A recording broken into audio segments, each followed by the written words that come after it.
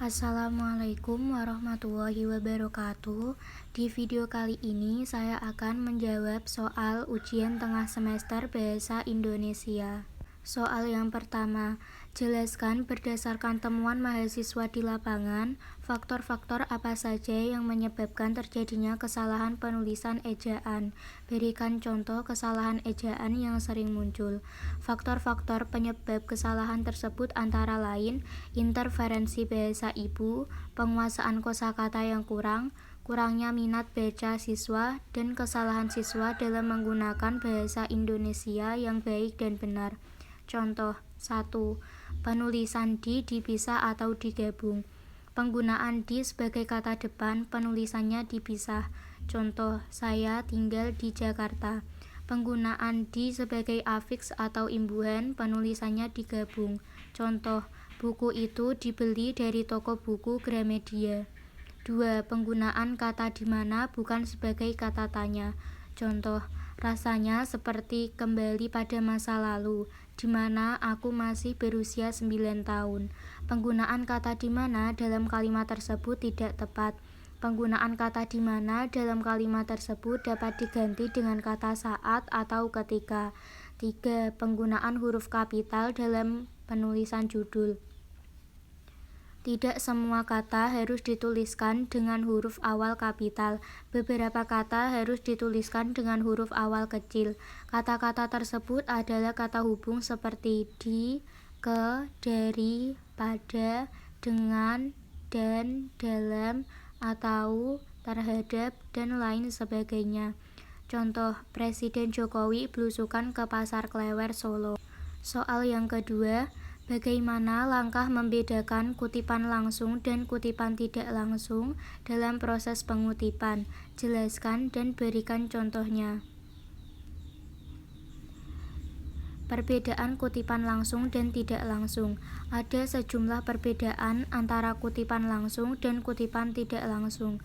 Perbedaan tersebut akan diulas sebagai berikut. Yang pertama yaitu tulisan. Kutipan langsung selalu meletakkan penulisnya di awal kalimat. Setelah itu panjang kutipan langsung kurang dari 6 baris, yang kemudian inti gagasan atau ide pokok tulisan diapit dengan 2 tanda petik. Tanda petik tersebut berisi kutipan langsung, sedangkan dalam kutipan tidak langsung hal tersebut tidak perlu dilakukan. 2. Kalimat. Kutipan langsung biasanya digunakan oleh penulis di awal kalimat dan disertakan tahun beserta halamannya. Sedangkan kutipan tidak langsung, nama penulis selalu diletakkan di akhir kalimat dan juga menyertakan nama penulis beserta tahun terbitnya sumber tersebut. 3. Struktur tulisan. Kutipan langsung biasanya digunakan dalam menulis untuk menjelaskan sesuatu. Misalnya saja definisi tentang kata-kata yang umumnya terjadi, seperti definisi pernikahan usia muda atau narkoba dan lain sebagainya. Sedangkan dalam kutipan tidak langsung biasanya digunakan oleh penulis untuk memperkuat gagasan atau ide yang kita usulkan. 4. Kemudahan. Kutipan langsung terasa lebih mudah digunakan karena kutipan langsung tidak memerlukan perubahan redaksi atau sama persis. Sedangkan untuk kutipan tidak langsung, proses perubahan redaksi perlu untuk dilakukan agar tulisan yang dibuat tidak dianggap plagiarisme. 5. Kepanjangan. Kutipan langsung biasanya lebih panjang dibandingkan dengan kutipan tidak langsung. Alasannya karena kutipan langsung semua ide dan redaksinya secara utuh kita ambil, sedangkan pada kutipan tidak langsung kita hanya cukup mengambil idenya tersebut. Contoh kutipan langsung dan tidak langsung. Soal yang ketiga, apa perbedaan dari biografi dan bibliografi? Jelaskan disertai dengan contohnya. Biografi. Biografi adalah riwayat hidup seseorang yang ditulis oleh orang lain, karena biografi disusun oleh orang lain. Dalam menulis biografi, biasanya penulis biografi mengandalkan berbagai sudut pandang terkait tokoh serta bermacam dokumen pendukung. Dalam biografi dijelaskan secara lengkap tokoh yang ditulis dari lahir hingga meninggal serta disebutkan juga jasa dan karya yang telah diciptakan oleh tokoh yang digambarkan dalam biografi. Bibliografi. Berdasarkan KBBI atau Kamus Besar Bahasa Indonesia, bibliografi adalah daftar buku atau karangan yang merupakan sumber rujukan dari sebuah tulisan atau karangan, atau daftar tentang suatu subjek ilmu. Dan bisa dikatakan bibliografi adalah daftar pustaka. Bibliografi mencakup deskripsi buku yang meliputi judul, pengarang, tahun terbit, nama penerbit, serta kota terbit. Contoh biografi yaitu biografi Rival Nur Mulki. Contoh bibliografi ada 3, yaitu jika buku dijadikan sumber acuan, jika majalah dijadikan sumber acuan, jika surat kabar dijadikan acuan, jika antologi dijadikan acuan, jika internet dijadikan acuan. Soal nomor 4. Apa perbedaan makna antara kata pukul dan jam jika dilihat dari penggunaan untuk menunjukkan kata pergantian waktu? Jelaskan disertai dengan contoh kalimatnya. Jam dan pukul mempunyai makna yang berbeda. Biasanya kita akan menggunakan kata jam untuk menunjukkan waktu. Misalnya pada jam 12 siang kita pulang dari sekolah.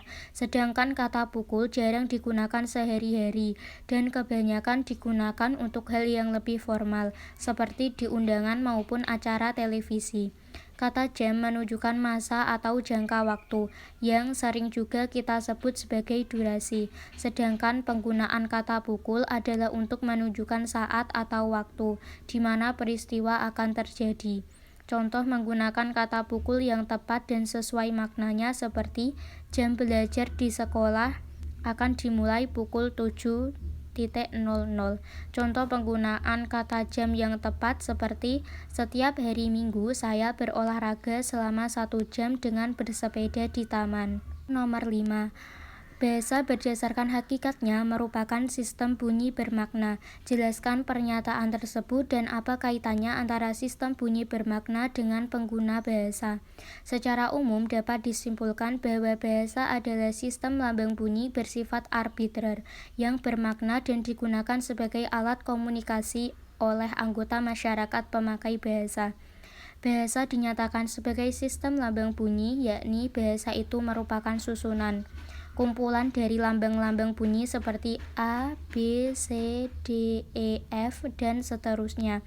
Dinyatakan sebagai sistem karena lambang-lambang bunyi harus disusun berdasarkan pola kebahasaan yang telah disepakati oleh masyarakat pemakai bahasa, sehingga lambang-lambang bunyi tersebut memiliki makna atau bermakna. Contohnya sebagai berikut ini. 1. Adku, 2. KDUA, 3. DKAU, 4. Kuda. Contoh 1, 2, dan 3 merupakan lambang bunyi yang susunannya tidak tersistem, sehingga tidak memiliki makna. Adapun contoh 4 merupakan lambang bunyi yang susunannya tersistem, sesuai dengan pola kebahasaan bahasa Indonesia. Soal yang ke-6. Mengapa sering terjadi kesalahan penulisan tanda koma? Jelaskan disertai 5 contoh kesalahan tersebut. Tanda koma banyak disalahkan penggunaannya pada kondisi berikut. 1. Pemisah unsur rincian dalam kalimat. 2. Pemisah antara anak kalimat yang mendahului induk kalimat. 3. Penggunaan mengikuti kata hubung. Soal nomor 7. Apa perbedaan dari makna dari tanda titik 2 dengan titik koma? Jelaskan disertai 2 contoh penggunaan tanda tersebut yang benar. A. Tanda baca titik koma. 1. Tanda titik koma dapat dibagi sebagai pengganti kata penghubung untuk memisahkan kalimat setara yang satu dari kalimat setara yang lain di dalam kalimat majemuk. 2. Tanda titik koma dipakai pada akhir perincian yang berupa klausa. 3. Tanda titik koma dipakai untuk memisahkan bagian-bagian pemerincian dalam kalimat yang sudah menggunakan tanda koma. B. Tanda baca titik 2. 1. Tanda titik 2 dipakai pada akhir suatu pernyataan lengkap yang diikuti pemerincian atau penjelasan. 2. Tanda titik 2 tidak dipakai jika perincian atau penjelasan itu merupakan pelengkap yang mengakhiri pernyataan. Soal nomor 8. Jelaskan mengapa sering terjadi kesalahan penulisan huruf miring. Berikan contoh kesalahan tersebut disertai dengan pembenarannya. Huruf miring dipakai untuk istilah asing yang digunakan dalam bahasa Indonesia. Berikut contoh kesalahan penggunaan huruf miring, WiFi dan hotspot. Istilah itu seharusnya menggunakan huruf miring. Namun, jika istilah itu sudah ada padanannya dalam bahasa Indonesia, sebaiknya digunakan istilah yang dalam bahasa Indonesia. Soal nomor 9. Jelaskan bentuk kesalahan penulisan konsonan dan vokal pada karya tulis ilmiah. Berikan contoh kesalahan tersebut disertai dengan pembenarannya. A. Kesalahan penulisan A menjadi O. Konco itu salah, yang benar adalah kanca. Podo itu salah, yang benar adalah pada. Moco itu salah, yang benar adalah maca. B. Kesalahan penulisan A menjadi E. Tekon itu salah, yang benar adalah takon. Seko itu salah, yang benar adalah saka. C. Kesalahan penulisan I menjadi E. Sikil itu salah, sikil itu benar. Pamit itu salah, pamit itu benar. Sekian video dari saya. Mohon maaf jika ada kekurangan dan kesalahan. Wassalamualaikum warahmatullahi wabarakatuh.